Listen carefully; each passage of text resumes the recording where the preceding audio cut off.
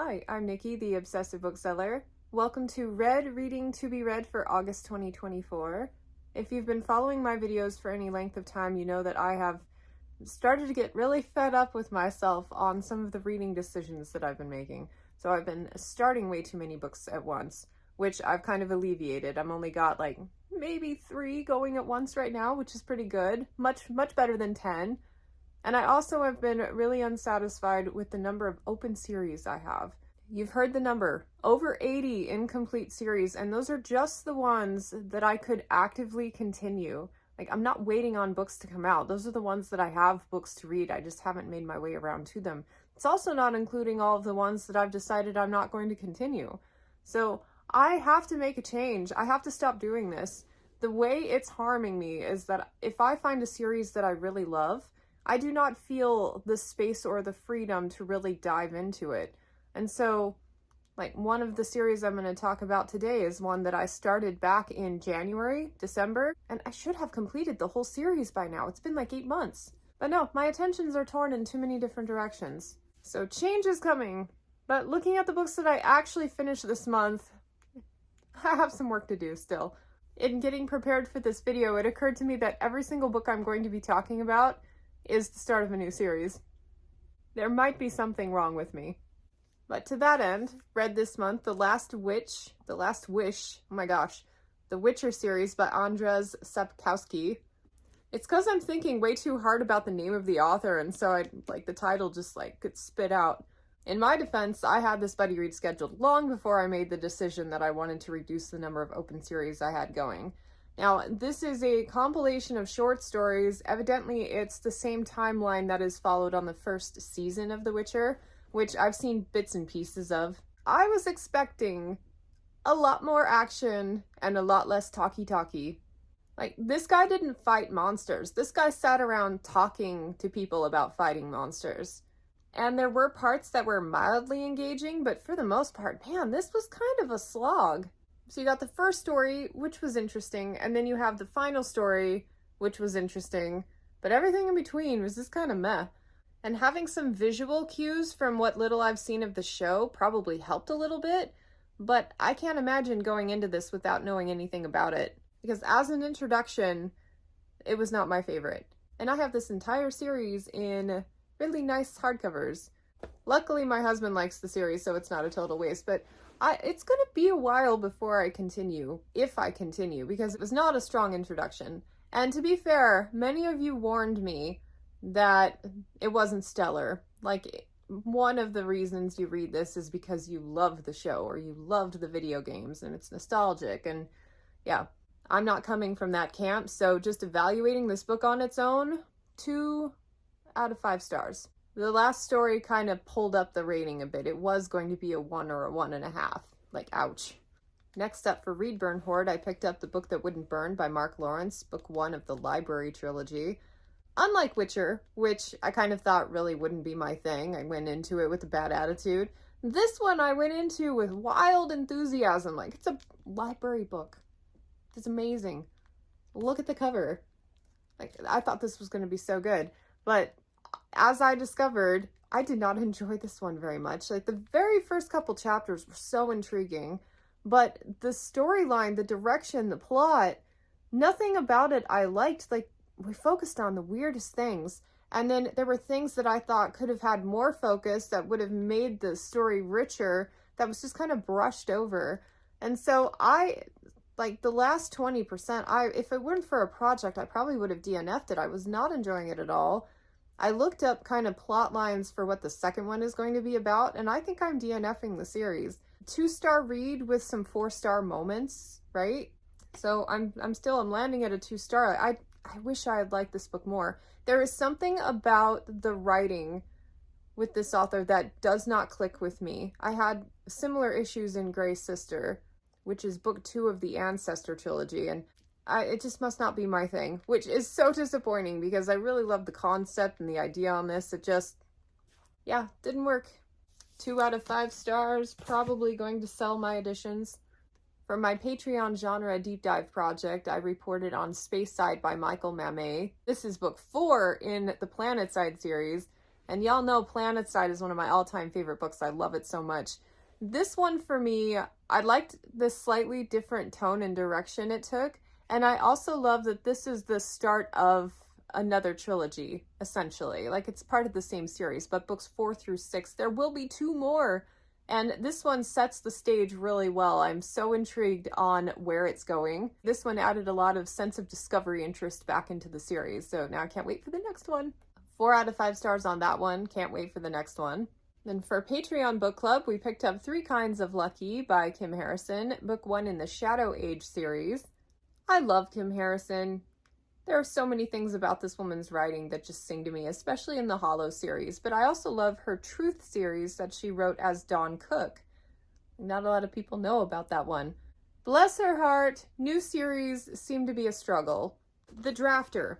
She started a new series a while ago, several years, and wrote this one, wrote a prequel, and then never continued the series.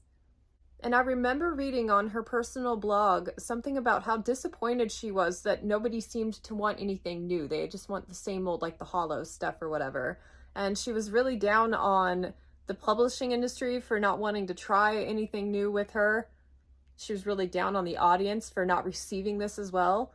And it was kind of like an existential crisis in writing that, by my perception, based on what I read, affected her for quite a while. But here's the thing. Like, reading The Drafter, if you didn't read the prequel, then the main character in this one is very off-putting. Not a very likable character at all, and I think that's part of the problem and why it wasn't received very well, right? So with that in mind, a lot of the same issues that I had in Drafter, I had in this book. Like, a bunch of characters, very interesting profiles, not a single one of them was likable.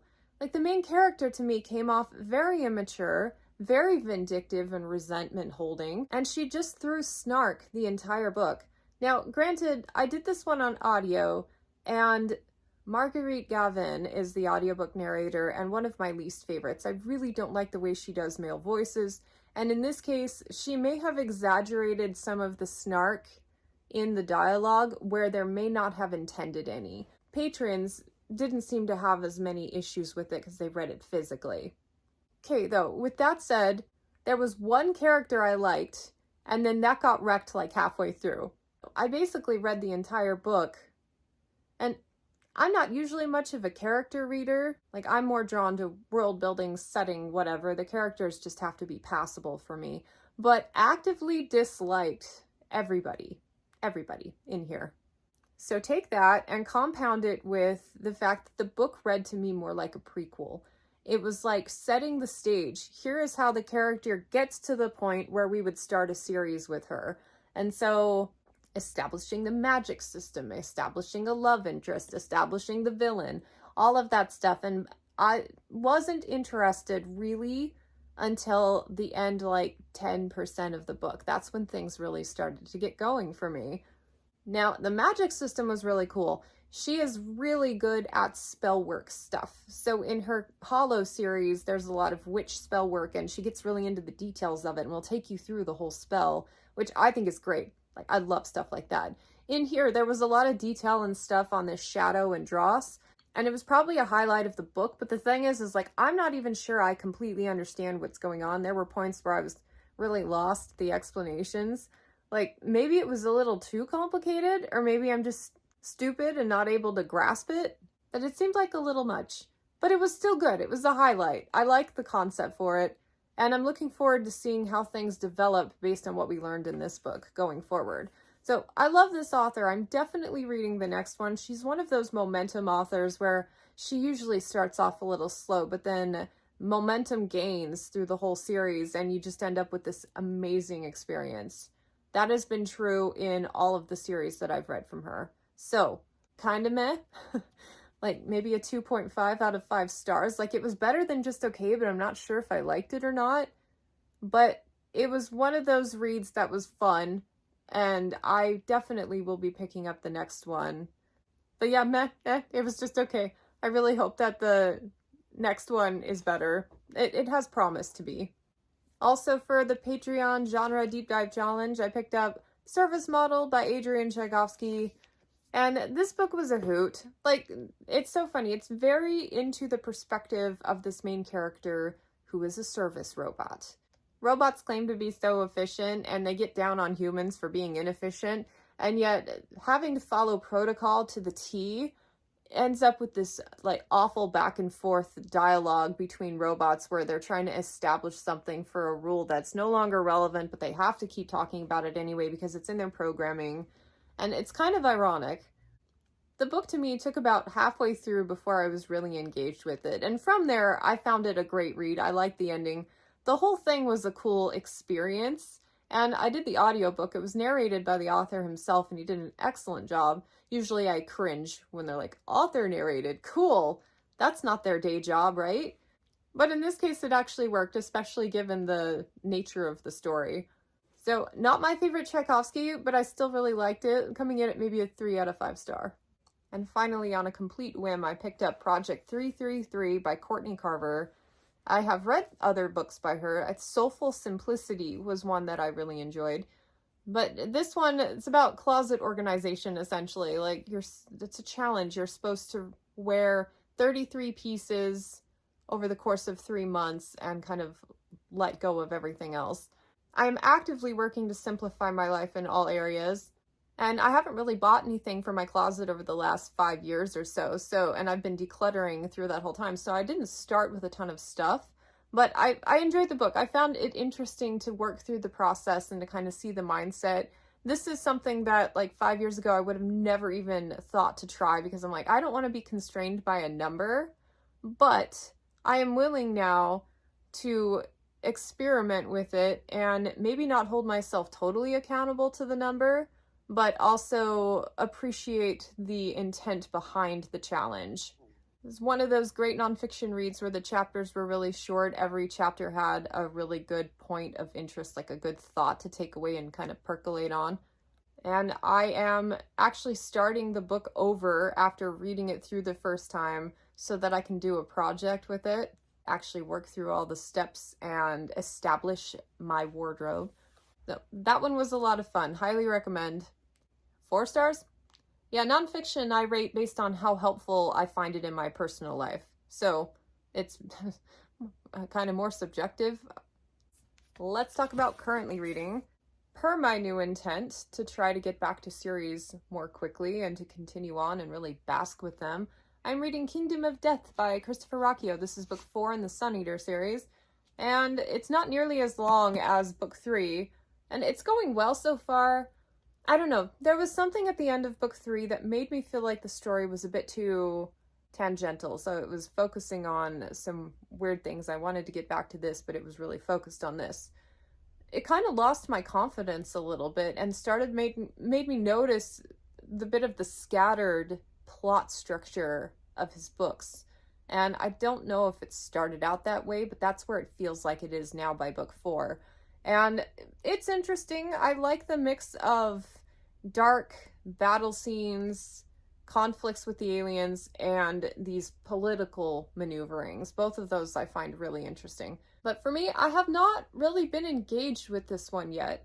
I feel like this happened with books 2 and 3. There was a point where suddenly I was in the story. I was engaged, but it took a little bit to get going, especially with after weird time jumps and stuff where they like breeze over things that I actually would have liked to have seen fleshed out.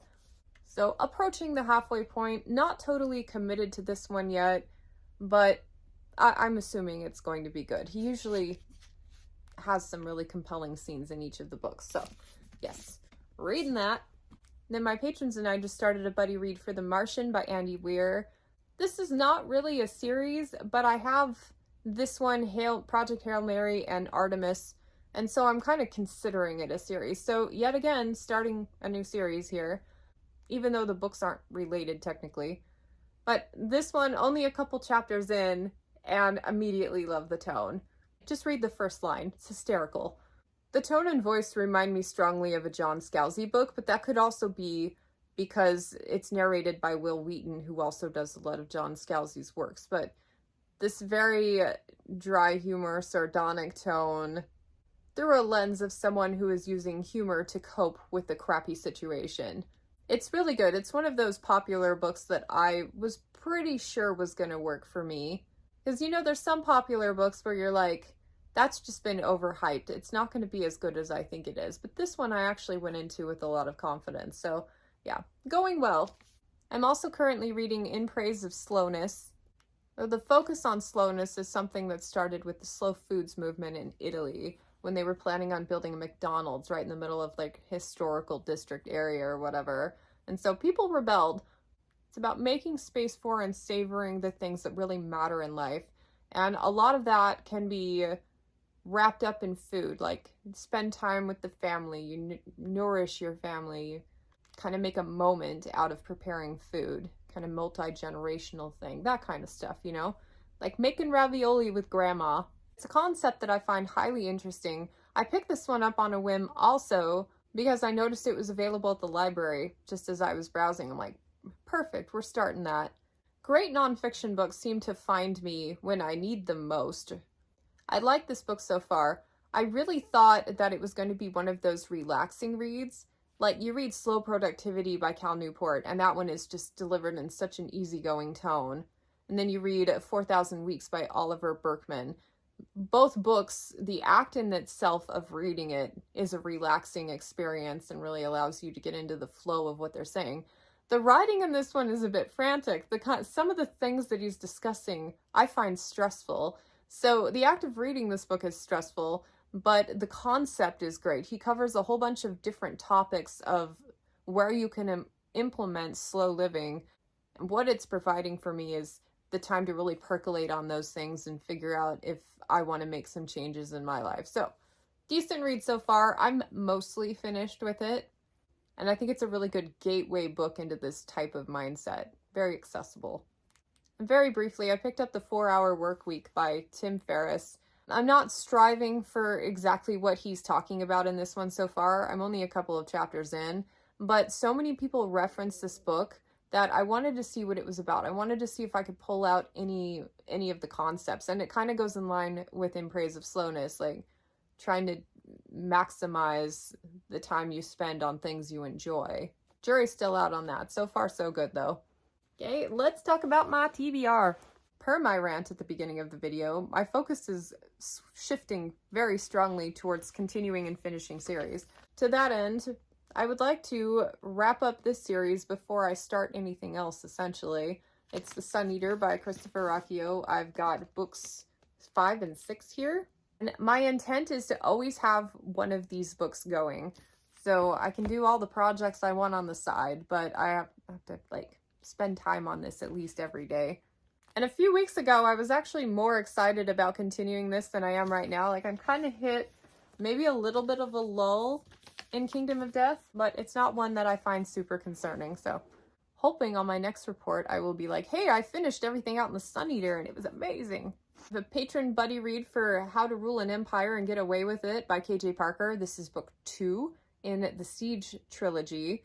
The first one, 16 Ways to Defend a Walled City. If you missed my top books of the year so far, like that one, my favorite book, blew me away. Absolutely loved every single thing about it. Like, if you're an Abercrombie fan and you love Glocta and like the dry, like dark humor that was involved with that series, like you are primed to love this one.